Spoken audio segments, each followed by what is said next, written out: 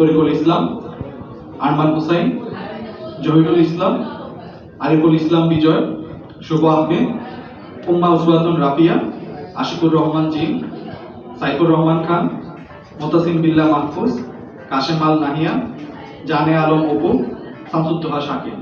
এখানে 12 জন সদস্য, সবাই সদস্য এখানে সেল প্রধান হিসেবে নিয়োগ দিয়েছেন এবং তিনি ফ্যাসিস্টের অন্যতম একজন দোসর। আমরা যখন তার অপসারণ চেয়েছি তখন কিন্তু দেখেন আমরা বৈষম্যবিরোধী ছাত্র আন্দোলন এই গণঅভ্যুত্থানের নেতৃত্ব দেওয়ার পরে, গণঅভ্যুত্থান সংগঠিত হওয়ার পরে আমরা সিগনিফিকেন্ট যে দাবিগুলো তুলেছি, আমরা কিন্তু প্রত্যেকটি দাবির ক্ষেত্রেই, বাস্তবায়নের ক্ষেত্রে কিন্তু আমরা বাধার সম্মুখীন হয়েছি। আমরা রাষ্ট্রপতি অপসারণ চেয়েছি, আমরা কিন্তু সেই অপসারণটি করতে পারিনি অনেক বাধার কারণে, অনেক অপোজিশনের কারণে। আমরা চেয়েছি যে এই যে গত 53 বছর ধরে যে মুজিববাদী সংবিধান, যে সংবিধান প্রণয়ন করা হয়েছে একটি দলের ম্যান্ডেট নিয়ে, কোনো জনগণের ম্যান্ডেট নিয়ে নয়।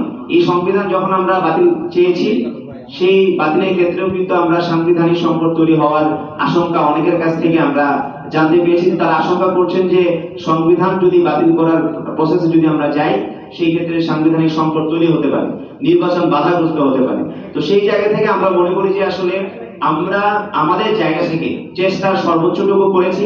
আমরা কেন পারিনি, কাদের জন্য আমরা সেসব সংস্কার বা সেসব ব্যবস্থার পরিবর্তন আমরা শুরুতে করতে পারিনি, সেটি অবশ্যই ইতিহাস মনে রাখবে। ইতিহাসের সেই দায়বদ্ধতার জায়গা অবশ্যই থাকবে এবং আমরা মনে করি সেটি এখন যেহেতু আমরা পাইনি, ভবিষ্যতেও সম্ভব যদি আমাদের সকল রাজনৈতিক শক্তির আন্তরিকতা থাকে। ধন্যবাদ। সরকার তার জায়গা থেকে যে সকল জায়গাগুলো তারা ব্যর্থতার পরিচয় দিচ্ছেন, তাদের আন্তরিকতা সদিচ্ছা যদি থাকে, তাহলে তারা অবশ্যই সেসব জায়গাগুলো, তারা সেই সংকটগুলো, সেই ব্যর্থতার জায়গা তারা মোচন করতে পারবেন।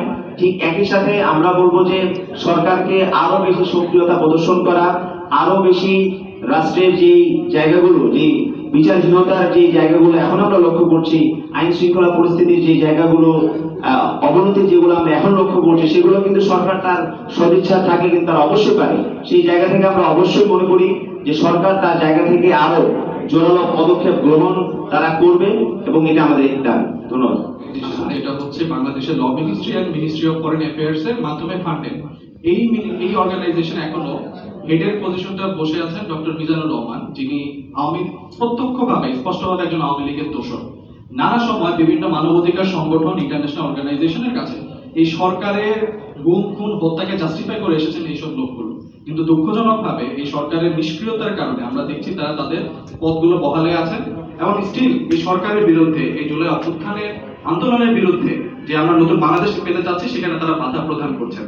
তো এই ক্ষেত্রে সরকারের ব্যর্থতা অবশ্যই আছে। তো আমাদের যেটা দাবি থাকবে যে সরকার এই যে আইডেন্টিফাই করা হবে, এই যে দোসরদেরকে, এই চিহ্নিত যে দোসর, এই চিহ্নিত যারা আওয়ামী লীগের এনাবলার, ফ্যাসিলিটেটর, তাদেরকে তাদের পদ থেকে তো অবশ্যই বহিষ্কৃত করবে এবং আইনগত ব্যবস্থা গ্রহণ করবে তাদের বিরুদ্ধে যথাযথভাবে, যেন এইরকম ভাবে এই মানবাধিকার সংগঠন, বিভিন্ন ইন্টারন্যাশনাল অর্গানাইজেশনে কেউ যেন ফ্যাসিবাদকে কোনো এরকম ভাবে সার্ভ করতে না পারে।